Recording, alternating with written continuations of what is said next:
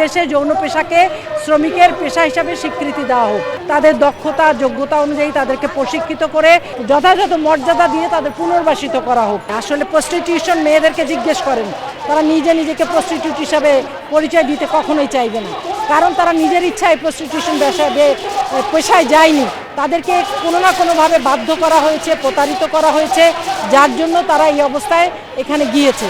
আইন করে তাদেরকে শ্রমিক পেশা হিসাবে স্বীকৃতি দেওয়া হয়, এটি নারীর প্রতি অবমাননাকর, ইসলামের বিপক্ষে একটি আইন এবং মুসলিম জনমানুষের বিপক্ষের একটি আইন।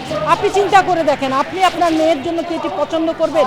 আপনার বোনের জন্য কি এটি পছন্দ করবেন? করবেন না তো, তারা নিজেরাও করবে না।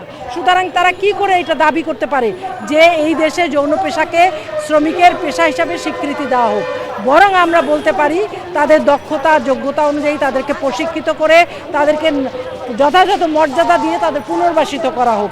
আমাদের দাবি সেইখানেই, এই নারী যৌনতাকে পেশা হিসাবে স্বীকৃতি দেওয়া এটা কখনোই ইসলাম অনুমোদন করে না, আমরাও এটা মেনে নিতে পারবো না। এটাই আমাদের প্রতিবাদ। ইসলামের আইনের বিরোধী এবং ইসলামী বিধানের বিরোধী, সেই জন্য আমরা এই সকল ইসলাম বিরোধী, মুসলিম উম্মার চাহিদার বিরোধী, 90% মুসলমানের চাহিদার বিরোধী যে বিধানগুলি সুপারিশ করছে এগুলি বাতিল চাই।